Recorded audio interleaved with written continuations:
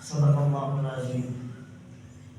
دو کتابیں ایسی ہیں، ان کتابوں میں جو لکھا ہوا ہے وہ کبھی نہ تبدیل ہو سکتا ہے، نہ اس میں کسی قسم کی کوئی کمی پیشی ہو سکتی ہے۔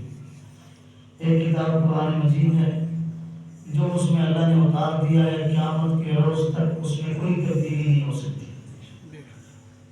دنیا کی کوئی طاقت بھی اس میں تبدیلی کرنی چاہے تو نہیں کر سکتی۔ اور دوسری کتاب وہ ہم سب کا نامہ اعمال ہے، جس میں فرشتوں نے جو لکھ دینا ہے اس میں تبدیلی نہیں ہو سکتی، اس میں جھوٹ کا احتمال ہی نہیں ہے۔ کوئی آدمی یہ نہیں کہہ سکتا کہ اس میں یہ بات جھوٹی لکھی ہے، نا، اس کے اندر جو بھی لکھا ہوا ہے سب سچ لکھا ہوا ہے۔ قرآن کریم میں اللہ فرماتے ہیں وَكُلَّ إِنسَانٍ أَلْزَمْنَاهُ طَائِرَهُ فِي عُنُقِهِ وَنُخْرِجُ لَهُ يَوْمَ الْقِيَامَةِ كِتَابًا يَلْقَاهُ مَنشُورًا۔ ہر انسان کی اچھی اور بری قسمت کو ہم نے اس کی گردن میں لٹکا دیا ہے، ہم نکالیں گے اس کے لیے قیامت کو ایک کتاب اور کھول کر اس کے سامنے رکھ دیں گے۔ اقرا، اللہ فرمائیں گے پڑھو کتابوں کا، اپنی کتاب کو، کفا بنفسک اليوم علیک حسیبا، آج اپنا حساب لینے کے لیے آپ خود ہی کافی ہیں۔ تو میرے بھائی، ہمیں اپنی زندگی کے شب و روز میں کم از کم یہ دیکھنا چاہیے کہ نامہ اعمال میں درج کیا ہو رہا ہے، اور ایسا نامہ اعمال جس میں کوئی تبدیلی ہونے والی نہیں۔ نامہ اعمال میں ہم کیا درج کر رہے ہیں؟ صبح سے لے کر شام تک ہم نے کیا کیا ہے؟ حاسبوا قبل ان تحاسبوا، اپنا محاسبہ کرو اس سے پہلے کہ تمہارا محاسبہ کیا جائے۔ اپنا حساب خود کرو اس سے پہلے کہ تمہارا حساب لیا جائے۔ ایک بات تو یہ ہے، اس سے پہلے میں ایک بات عرض کر دوں، وقت کم ہے، مجھے یہ بتایا کہ ہم جو دین پہ آئے تھے، کلمہ ہم نے پڑھا ہے، داڑھی رکھی ہے، ٹوپی سر پہ رکھی ہے، نمازیں پڑھتے ہیں، یہ ہم کسی مولوی کی وجہ سے آئے تھے یا اپنے محبوب کی وجہ سے آئے تھے؟ صلی اللہ مجھے بولیں، محبوب صلی اللہ ہم اپنے محبوب صلی اللہ علیہ وسلم کی وجہ سے آئے تھے، ان کی شخصیت کو دیکھ کے آئے تھے، ان کی سیرت کو، ان کے کردار کو دیکھ کے آئے تھے۔ تو ہمارے لیے آئیڈیل اور نمونہ کون سی سیرت ہے؟ رسول اللہ صلی اللہ علیہ وسلم کی۔ یہ جو اللہ والے آ رہے ہیں، آ کے بیان کر رہے ہیں، ہماری اصلاح کر رہے ہیں، جہاں بھی آ رہے ہیں، یہ سارے کے سارے ہمیں رسول اللہ صلی اللہ علیہ وسلم کی سیرت سے جوڑنے کے لیے آتے ہیں۔ یہ کہنے آتے ہیں کہ میری اور آپ سب کی کامیابی اسی میں ہے کہ ہم ظاہری باطنی ہر اعتبار سے آئیڈیل اور نمونہ اپنے محبوب کی سیرت کو بنا لیں۔ یہ صرف اسی بات کو سمجھانے کے لیے آتے ہیں اور ان کا کوئی مقصد نہیں ہے۔ تو میرے بھائی، ہمیں صبح سے لے کر شام تک دیکھنا ہے ہم بولتے کیا ہیں، ہم جو بول رہے ہیں وہ نامہ اعمال میں درج ہو رہا ہے، ہم سوچتے کیا ہیں، ہمارے دل و دماغ پہ کون سے خیالات ان کا ایک سراب امڑ کے آ جاتا ہے، ہمارے قدم کہاں چل کے جاتے ہیں، ہاتھ کیا حرکت کر رہے ہیں، ہمارے جسم سے کون سے اعمال صادر ہو رہے ہیں، ہم نے کبھی اس پہ غور و فکر ہی نہیں کیا۔ ابھی لوگ خوشیاں کر رہے تھے نا، تو ایک عورت نے بڑی عجیب بات کی، اس نے کہا کہ یہ لوگ اتنی خوشی کریں کہ آنکھیں بند ہونے کے بعد کسی ذات کو جواب بھی دینا ہے۔ یہاں پر تو آنکھیں بند ہوگی نا، ابھی آنکھیں بند ہو جائیں، ہمیں کیا پتا بازار والے کیا کر رہے ہیں، آنکھیں بند ہو جائے ہمیں کیا پتا کہ فلاں کیا کر رہا ہے۔ آنکھیں بند ہونے کے بعد بس دنیا سے گئے، کل من علیہا فان ویبقى وجہ ربک ذو الجلال والاکرام، یہ دنیا کی چلت پھرت، یہ چہل پہل جو نظر آ رہی ہے، یہ ایک دن ساری کی ساری ختم ہو جائے گی۔ صرف کون سی ذات باقی رہے گی؟ اللہ کی۔ عارضی ہے یہ دنیا، عارضی ہے، یہاں ہم ہمیشہ رہنے کے لیے نہیں آئے، یہاں سے ہم نے ایک نہ ایک دن جانا ہے۔ اور یہ سوچ لیں کہ ہم نے وہاں پر کیا جواب دینا ہے۔ یہاں ہم اپنے باپ کو جواب نہیں دے سکتے، افسر کو جواب نہیں دے سکتے، اپنے جس کے ہم ماتحت ہیں اس کو جواب نہیں دے سکتے، جو رب العالمین ہے اس کو کیسے جواب دو گے؟ اس لیے میرے بھائی، صبح سے لے کر شام تک یہ نوٹ کر لیں کہ ہم نے اپنے نامہ اعمال میں کیا درج کیا ہے، اس کو دیکھیں۔ ہماری زبان، چلو یہ تو عمل تک ہے نا، ہماری زبانیں آج کے اس دور میں پورا دن کفر بولتی ہیں۔ کیا بولتی ہیں؟ کفر بولتی ہیں۔ کبھی داڑھی کی توہین، کبھی اسلامی شعار کی توہین، یہ وہ الفاظ ہم بول رہے ہیں، نامہ اعمال میں کیا درج کر رہے ہیں ہم کسی عام بندے کو دیکھ کے دین پہ نہیں آئے تھے، ہم رسول اللہ صلی اللہ علیہ وسلم کو دیکھ کے آئے تھے، ان کے صحابہ کرام کی قربانیوں کو دیکھ کے آئے تھے۔ ہمارے لیے کل بھی وہی آئیڈیل تھے، آج بھی وہی آئیڈیل ہے۔ ہم نے انہی کے پیچھے رہنا ہے، دنیا میں بھی کامیابی ملے گی اور آخرت کی کامیابی تو پکی پکی ہے۔ اس لیے میرے بھائی، اگر آپ کے اور میرے نام اعمال میں گناہ درج ہو ہی چکے ہیں نا، گناہ درج ہو بھی چکے ہیں، تو اس کو مٹانے کا بھی ایک ذریعہ ہے۔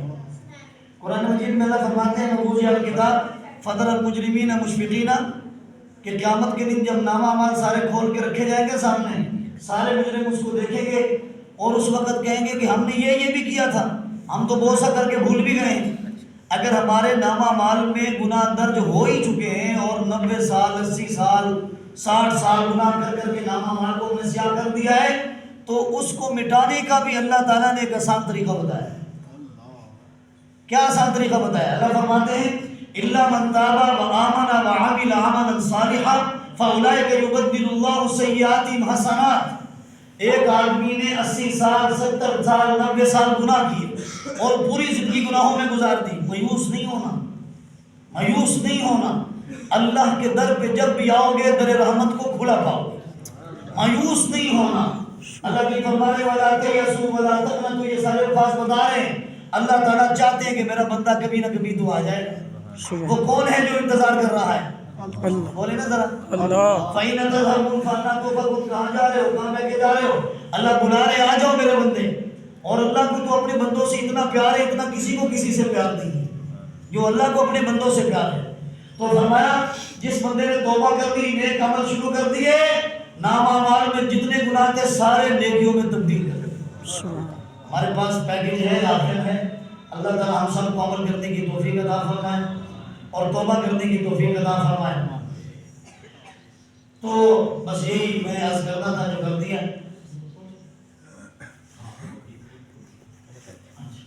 ایک دو باتیں اور سن لیجیے۔ آج کل ہمارے اولادوں میں دین کیوں نہیں ہے؟ ایک پوائنٹ ہماری اولادوں میں آج دین کیوں نہیں ہے؟ آج باپ کا رخ کہیں ہے، بیٹے کا رخ کہیں ہے۔ ہمارے گھر بے دینی کی آماج گاہ بن گئے۔ اس میں ایک بات اور بھی سن لیجیے، تربیت استاد کی ذمہ داری نہیں ہے، تربیت حضرت کی ذمہ داری نہیں ہے۔ تربیت وہ تھی جو بچے کی بچپن میں گھر میں ہوئی، وہی تربیت ہے۔ اور تربیت ماں باپ کی ذمہ داری ہے، اور ماں باپ اس ذمہ داری کے نبھانے میں کوتاہ ہیں۔ اسی وجہ سے بچوں میں بے دینی آ گئی۔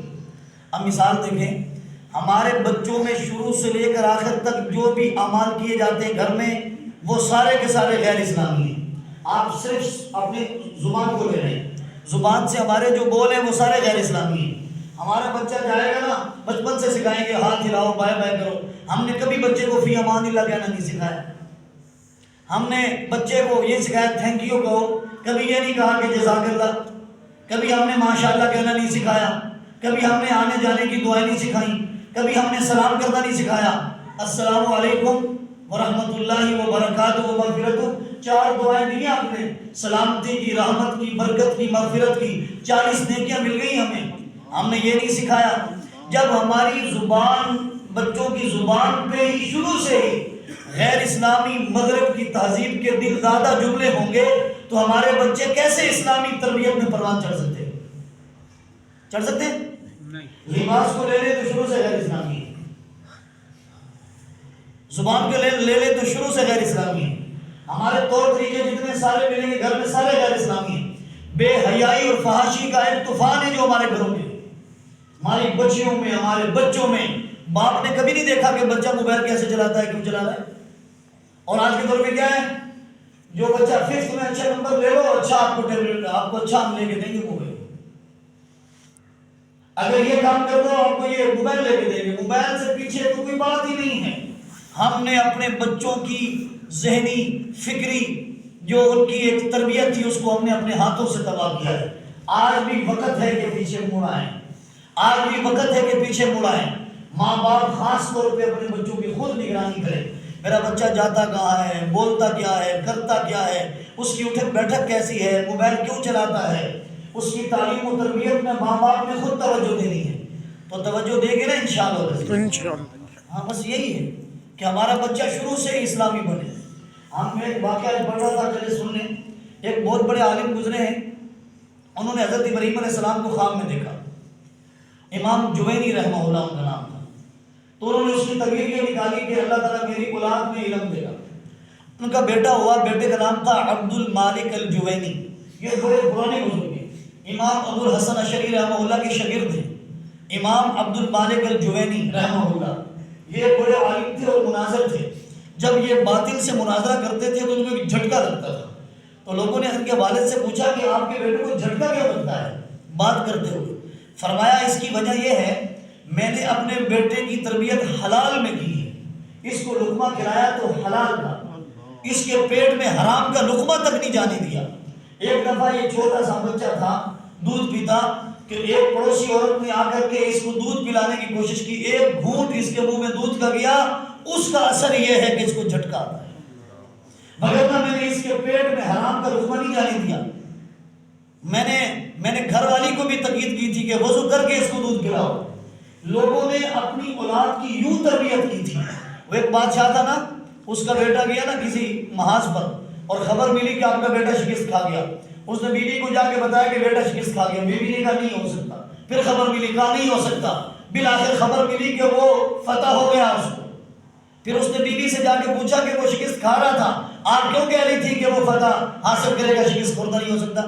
اس نے کہا جب سے وہ میری آپ کے ساتھ شادی ہوئی میں نے کبھی حرام نہیں کھایا، میں نے کبھی جھوٹ نہیں بولا، میں نے اتنی احتیاط کی، میرے پیٹ میں آیا میں نے حق ادا کیا، اور جب میں نے اس کی تربیت کی، وضو کر کے دودھ پلایا، حرام کا لقمہ پیٹ میں نہیں جانے دیا۔ جس کی پرورش میں نے اتنی حلال طریقے سے کی ہے، میں کبھی نہیں چاہتی کہ وہ شکست کھا کے آ جائے، وہ فتح ہو گیا، فاتح بن کے آئے۔ تو آج ہمارے گھروں میں پتہ کیا کہا جاتا ہے؟ جب شادی ہو جائے نا تو بیوی آتے کہتی ہے پیسہ چاہیے، چاہے حلال دو چاہے حرام دو، پیسہ چاہیے۔ اور پہلے دور میں کیا ہوتا تھا؟ عورتیں کہتی تھی حلال چاہیے چاہے تھوڑا ہو چاہے زیادہ، حلال چاہیے۔ آج ہمارے گھروں میں بے دینی کا جو طوفان ہے، اس میں ایک بڑی وجہ حرام کمائی بھی ہے۔